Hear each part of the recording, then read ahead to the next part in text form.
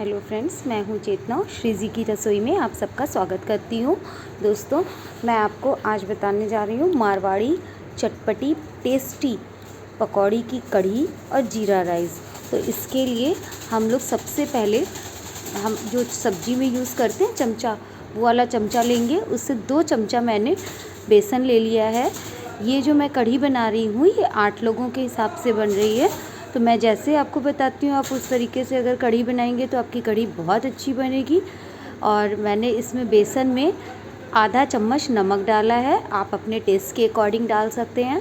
और उसके बाद मैंने इसमें चौथाई चम्मच जो मिर्चा लाल आप लोग जो खाने में यूज़ करते हैं वही वाली चौथाई चम्मच डालेंगे, क्योंकि बहुत ज़्यादा हम कढ़ी में पकौड़ी नहीं भरेंगे। तो कढ़ी में पकौड़ी और रसा इक्वल मात्रा में होना चाहिए।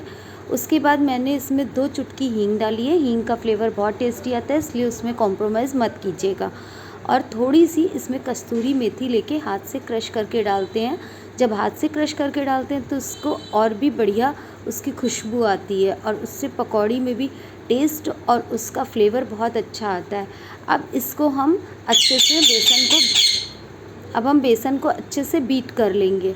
तो क्या इसमें आप चाहें तो हैंड बीटर से भी बीट कर सकते हैं या इलेक्ट्रिक बीटर से भी बीट कर सकते हैं, बट मुझे चमचे से बीट करने में बहुत अच्छा लगता है, इसलिए मैं चमचे से ही बीट करती हूँ। और थोड़ा थोड़ा पानी डाल करके इसको बीट करेंगे। तो देखिए, आप इसमें जब आप बीट करेंगे तो इसमें लम्स नहीं आने चाहिए बिल्कुल भी, इसलिए बहुत आराम से, एक भी लम्स ना हो। थोड़ा थोड़ा पानी डाल के जब आप बीट करेंगे तो उसमें लम्स नहीं आएंगे। और अगर आपने ज़्यादा पानी डाल के पहली बार में ही बीट किया तो उसमें लम्स आने लगेंगे। तो देखिए, बीट करने के बाद जब हमें लगता है कि बेसन हमारा फ्लफ़ी हो गया है तो हम एक कटोरी में पानी ले लेते हैं और उसमें एक छोटी सी बूंद बेसन की डाल के देखते हैं।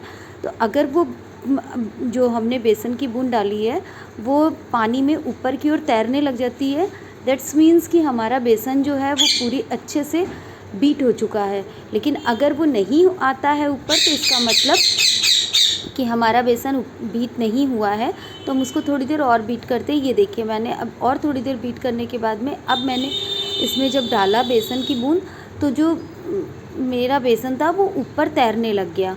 तो इसका मतलब है कि हमारा बेसन बहुत अच्छे से बीट हो गया है। अगर इस मेथड से आप बनाएंगे तो आपकी पकौड़ी जो बनेगी वो इतनी सॉफ्ट बनेगी, अंदर ज़रा सी भी गांठ नहीं रहेगी और मुंह में रखते ही घुल जाने वाली बनेगी। अब हम एक कढ़ैया रखते हैं गैस के ऊपर, उसमें सरसों का तेल डालते हैं।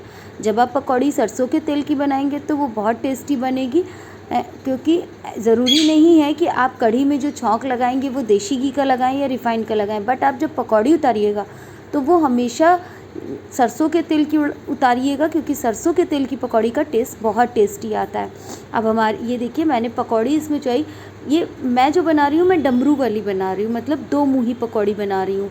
तो वो 2 मुँही पकौड़ी बनाने के लिए क्या होता है, हमको जो तेल हम यूज़ करते हैं बहुत थोड़ा यूज़ करते हैं और साइड से उसको पकौड़ी को चुवाते हैं, बीच में नहीं डालते हैं। बीच में डालेंगे तो हमारी डमरू वाली नहीं बनेगी। तेल इसलिए कम रखते हैं कि आधी जो हमारा बेसन है वो तेल के अंदर जाए, आधा ऊपर रहे, तभी वो 2 मुँह की और डमरू वाली पकौड़ी कहलाती है। ये मारवाड़ी स्टाइल पकौड़ी होती है और बहुत बढ़िया बनती है। जब आप बनाएंगे तो आपको खुद ही आइडिया हो जाएगा। आप देख सकते हैं मेरी एक एक पकौड़ी 2 मुँही है, एक एक पकौड़ी डमरू वाली बनी है। तो इसको हम अच्छे से चलाएंगे और चलाते हुए इसको हम लाल कर लेंगे। जब हमारी पकौड़ी पूरी रेड हो जाएगी तब हम इसको निकालेंगे, क्योंकि बहुत तेज़ आंच में मत उतारिएगा पकौड़ी, मीडियम फ्लेम पे उतारिएगा तो उससे अंदर तक सिक के निकलेगी। अगर आप तेज़ आंच पे उतारेंगे तो ऊपर से तो लाल लाल हो जाएगी और अंदर से सिकेगी नहीं अच्छे से। तो अब ये देख सकते हैं आप, मेरी पकौड़ियाँ ये उतर गई हैं। तो इसी तरीके से हमें सारी पकौड़ियों को उतार लेना है, ठीक है। अब मैं इसको रख देती हूँ। वैसे तो इसमें तेल नहीं भरता है, लेकिन फिर भी किसी चीज़ के ऊपर चलनी में निकाल के रख देती हूँ कि थोड़ा बहुत अगर एक्स्ट्रा कुछ भी होगा तो वो निकल जाएगा। और हाँ फ्रेंड्स, कुछ लोग क्या करते हैं, जब कढ़ी बनाते हैं तो पकौड़ी बना के उसको पानी में डाल देते हैं। आप ऐसा बिल्कुल मत कीजिएगा। अगर आप पानी में डाल देंगे तो फिर जब आप कढ़ी को उसके पकौड़ी को जब आप कढ़ी के लिक्विड में डालेंगे उसकी ग्रेवी में डालेंगे तो क्या होगा कि आपको पकौड़ी में पानी का फ्लेवर आएगा। और जब आप पकौड़ियों को पूरी तौर से कढ़ी में ही डाल करके फूलने देते हैं, पकाते हैं, तो वो अंदर तक कढ़ी भरती है उसके, तो वो टेस्ट बहुत अच्छा आता है, उसमें पानी का कहीं फ्लेवर नहीं आता। और यकीन मानिएगा बनती वैसे ही एकदम सॉफ्ट और फ्लफ़ी, मुंह में घुलने वाली होती है। अब दोस्तों देखिए मैंने ये घोल तैयार किया है, तो इसमें मैंने आधा कप दही लिया है और 1 कप मैंने बेसन डाला है। उसको मैंने मथानी से खूब अच्छे से मथ लिया है। उसमें मैंने जो है थोड़ा सा नमक डाल, मतलब नमक अच्छे से पड़ता है कढ़ी में, नमक डाला है, हल्दी डाली है घोल में ही, और ज़रा सी चुटकी भर हींग डाली है। अब मैंने ये रिफ़ाइन चढ़ा दिया कढ़ैया में। जब रिफ़ाइन मेरा गर्म हो गया तो इसमें मैंने जो छोटी वाली जो मसाले वसाले में यूज़ होती है चम्मच, प्लास्टिक की आती है, वो मैंने आधी चम्मच हींग डाला है। उसके बाद मैंने इसमें थोड़ी सी 1/4 टेबल स्पून मैंने इसमें मेथी दाना डाला है। और उसके बाद मैंने इसमें 2 चम्मच 2.5 चम्मच राई डाली है। फिर मैंने इसमें थोड़ा सा कड़ी पत्ता डाला है। फिर उसके बाद मैंने इसमें जो लाल सूखी हुई मिर्च होती है ना, वो डाली है इसके छौंक में। और फिर मैंने लाल पिसी हुई मिर्चा डाली है।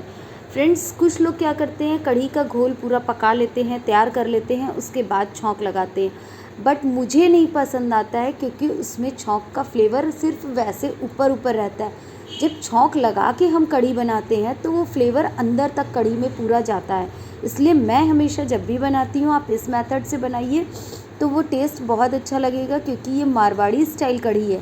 हाँ, आप एक काम कर सकते हैं कि जैसे जब आप पूरी कढ़ी ऐसे बना लेते हैं, सिर्फ उसको ऊपर से कलर देने के लिए आप हल्का सा छौंक ऊपर से लगा सकते हैं। तो अब ये देखिए दोस्तों, मैंने इसको डाला है। जब छौंक हमारा डल जाता है, उसके बाद जब हम इसके अंदर घोल डालते हैं तो हम गैस को ऑफ़ कर देते हैं।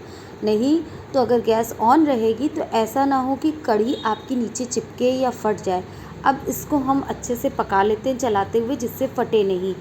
ठीक है, तो इसमें आप अपने अकॉर्डिंग पानी डालिएगा। आपको ज़्यादा गाढ़ी अच्छी लगती है तो पानी उस हिसाब से डालिएगा, कम अच्छी लगती है तो पानी उस हिसाब से डालिएगा। इसके बाद इसको पकने दीजिएगा। जब इसमें खौल पूरा आ जाता है, ये पक जाती है, तब इसमें जो हमने पकौड़ियाँ बना के रखी थी, आप देखिए दोस्तों, मैंने पानी में नहीं भिगो रखी पकौड़ी। मैंने जो पकौड़ी उतार के रख रखी थी, मैंने वैसी की वैसी इसमें डाली है। इससे आपका क्या होगा कि पूरा अंदर तक कढ़ी का फ्लेवर बहुत टेस्टी आएगा।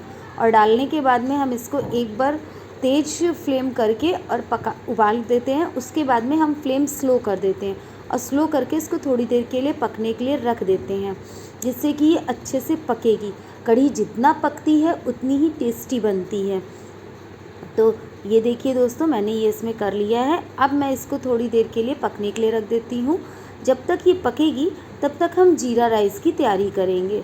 तो जीरे राइस के लिए हम क्या करेंगे कि हम जैसे चावल लेते हैं तो उसको हम माड़ निकाल करके बनाते हैं और बना करके उसको अलग रख लेते हैं। मैंने उसके बना करके रख लिया है। अब मैंने पतीले के अंदर थोड़ा सा, आप देसी घी डालना चाहें तो देसी घी डाल सकते हैं, रिफ़ाइंड डालना चाहें तो रिफ़ाइंड डाल सकते हैं।